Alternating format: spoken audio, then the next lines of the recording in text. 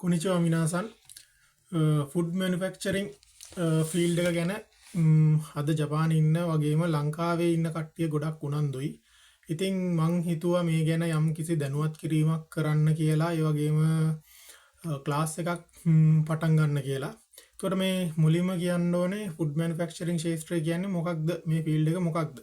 සාමාන්‍යයෙන් food manufacturing එක food and beverage manufacturing එක ෆුඩ් සර්විස් එක්ක බලපුවාම මේ වෙනසක් තියෙනවා. මේකදී සාමාන්‍යයෙන් වෙන්නේ මේ ෆුඩ් කියන්නේ ආහාර නිෂ්පාදනය කිරීම තමයි වෙන්නේ. සාමාන්‍ය රෙස්ටොරන්ට් එක්ක වෙන හොටෙල් එක්ක වෙන කාර්යභාරයට කියන්නේ හාත්පසින්ම සාමාන්‍ය වෙනස් කාර්යභාරයක්, වෙනස් ශේෂ්ත්‍ර ගණනාවක් මෙහි තියෙනවා. ඒ කියන්නේ ගොඩක් දුරට ඔය සොසේජස් වගේ හදන කම්පැනි, ඒ වගේම බෙන්තෝ කයිෂා ඔය එතකොට මම දැකලා තියෙනවා මේ ෆුඩ් මේ කියන්නේ මේ උග්ගස් වගේ ඔය සීනි හදන කර්මාන්ත ශාලා, මේ එතකොට වීමෝල් ලංකා කියන්නේ සාමාන්‍යයෙන් මේ ඔය හාල් ගෙනල්ලා මේ ඒ වගේ කරන තැන් අයිති වෙන්නෙත් මේ හාල් අරන් කියන්නේ වී අරගෙන හාල් නිෂ්පාදනය කරන තැන් අයිති වෙන්නෙත් ෆුඩ් මැනුෆැක්චරින් ෆීල්ඩ් එකට. මේ එතකොට කියන්නේ විවිධ ශේෂ්ත්‍ර තියෙන ආහාර නිෂ්පාදනය හා සම්බන්ධ වෙන බොහෝ අංශ ෆුඩ් මැනුෆැක්චරින් එකට අයිති වෙනවා. මේ එතකොට මේ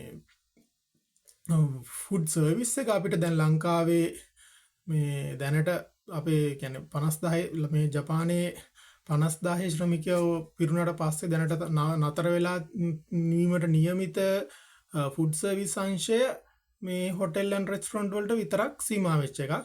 මේක විවිධ ආහාර නිෂ්පාදනය හා සම්බන්ධ විවිධ ශේෂ්ත්‍ර වලට මේ අයිති කර්මාන්ත ශාලාවලට අයිති ශේෂ්ත්‍රයක් තමයි මේ food and beverage and manufacturing කියන එක.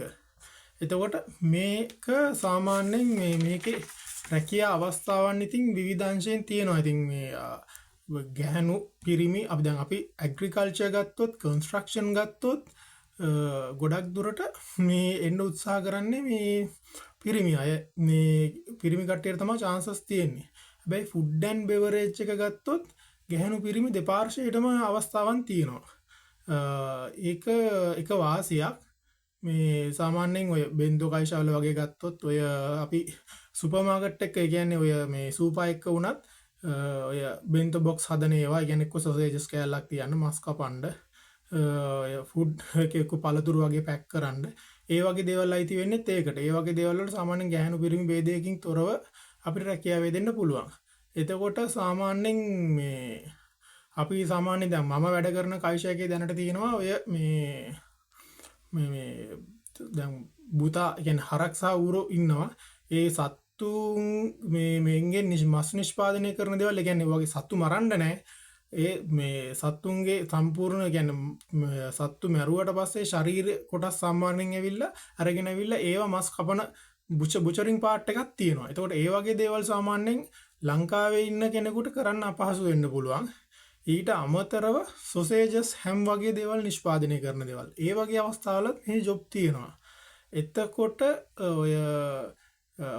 ඔය සාමාන්‍යයෙන් දැන් මම මේ ළඟදී වේකන්සි එකක් දැක්කා මේ වීමෝල් වගේ ඒ වගේ අංශවල. එතකොට ඒ වගේ දේවල් ගත්තොත් පිරිමි අයට තියෙන අවස්ථාවල් වැඩි. එතකොට ඒ වගේ ෆෝක් ලිෆ්ට් වගේ දේවල් වල වැඩක් තියෙනවා. මේ එතකොට ඒ වගේ OT වගේ කියන්නේ සාමාන්‍ය සංයෝග කරන්න පුළුවන්. සාමාන්‍යයෙන් සාපේක්ෂව රෙස්ටොරන්ට් වලට වැඩි ඒ වගේ තැනක සෙට් වුණොත්, ඒ කියන්නේ මේ කියන්නේ ෆුඩ් සර්විස් වලට සාපේක්ෂව ගත්තොත් පඩිය වැඩි. මේ එතකොට මේ ඒ වගේ අවස්ථාවන් තියෙනවා. ඉතින් සාමාන්‍යයෙන් අනිකුත් ෆීල්ඩ් වලට වැඩිය පොඩ්ඩක් මේ ඉදිරියට යන්න අවස්ථාවන් මේ වැඩි. එතකොට දැන් මේකේ ගත්තොත් මේ අපිට යන්න තියෙන chances ගොඩක් වැඩි.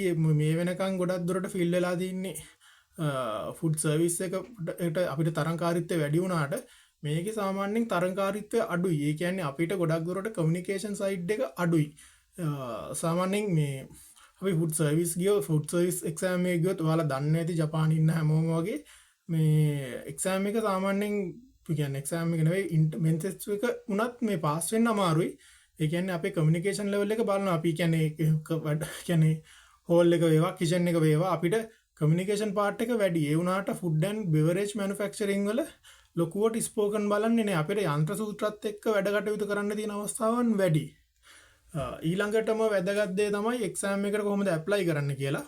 එක්සෑම් එක සාමාන්‍යයෙන් තියෙන්නේ මේ දැන් දෙන නියම කරලා තියෙන්නේ 6 වෙනි මාසේ තමයි එක්සෑම් එක පටන් ගන්න. මේ වෙනකන් එක්සෑම් එක තිබ්බේ මේ අපිට JLPT එක්සෑම් ලියනවා වගේ ලියන පේපර් එක.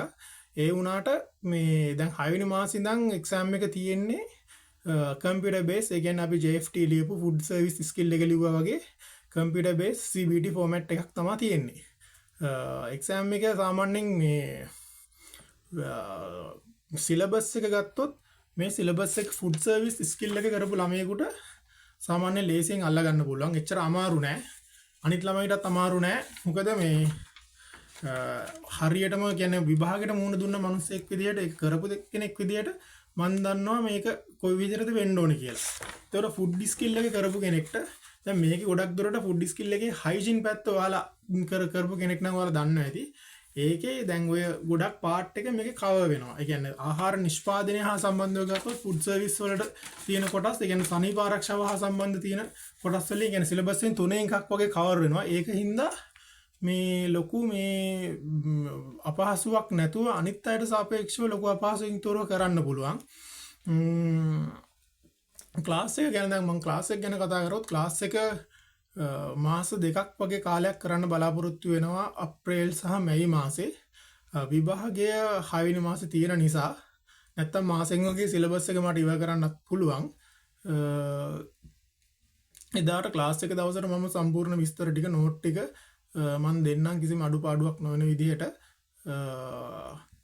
අපි පළවෙනි දවසේ නම් ඔක්කොම කට්ටිය ක්ලාස් එකට සම්බන්ධ වෙන්න කියලා ඔයාලට සාධාරණයෙන් ආරාධනා කරනවා. එහෙනම් අපි සම්බන්ධ වෙමු ඉදාර ක්ලාස් එකට.